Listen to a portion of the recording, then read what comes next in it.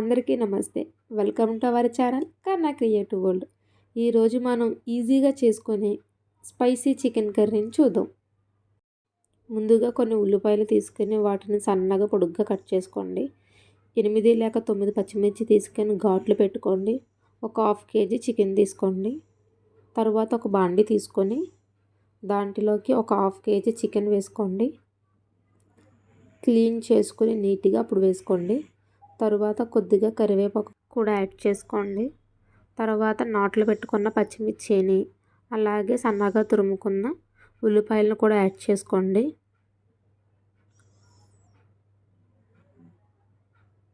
తరువాత ఒక half tea spoon పసుపు, ఒక 2 స్పూన్ల వరకు కారం యాడ్ చేస్తున్నానండి.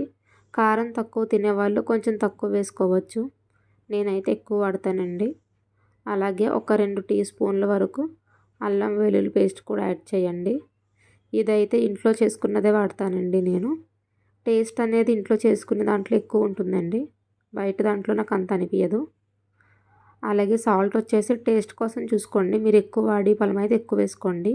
నేనైతే ఒక 2 స్పూన్స్ వరకు యాడ్ చేశాను. అలాగే ఒక 2 స్పూన్ల వరకు చికెన్ మసాలా ఆచి వేసానండి నేను. నాకు ఆచి అలవాటు, సో అందుకని ఆచి చికెన్ మసాలా వేసాను.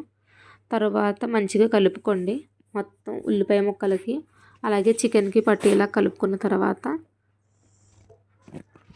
అందులోనే కొంచెం ఆయిల్ కూడా యాడ్ చేసేసుకొని ఆయిల్ కూడా వేసిన తర్వాత కొంచెం ముక్కలు మొత్తానికి పట్టించేలా కలుపుకోండి.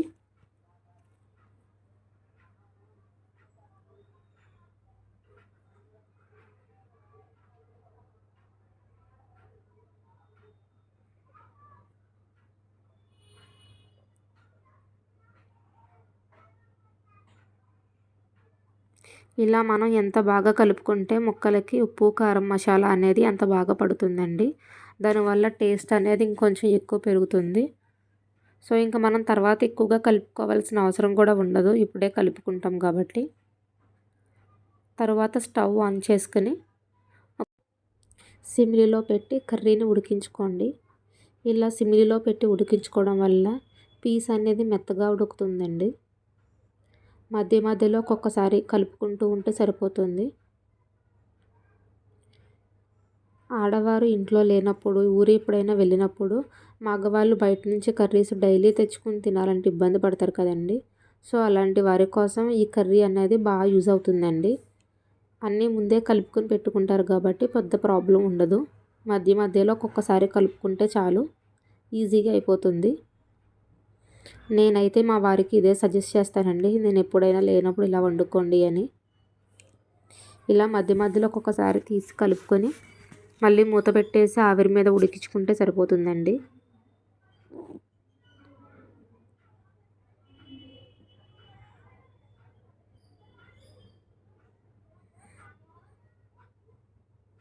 చూసారు కదండి, చికెన్లోంచి వాటర్ అనేది వస్తుంది. సో ఇలా చికెన్లోంచి వాటర్ రావడం వల్ల మనం సపరేట్గా వాటర్ యాడ్ చేయాల్సిన అవసరం ఉండదండి. సో వాటిలోంచి వచ్చి వాటర్ తోటే కర్రీ అనేది ఉడికిపోతుంది. సో నేనైతే వాటర్ అనేది యాడ్ చేయను. లేదు కావాలనుకున్న వాళ్ళైతే యాడ్ చేసుకోవచ్చండి, అది మీ ఇష్టం. నేనైతే యాడ్ చేయను. అంతేనండి, ఎంతో ఈజీగా చేసుకునే స్పైసీ చికెన్ కర్రీ రెడీ అండి.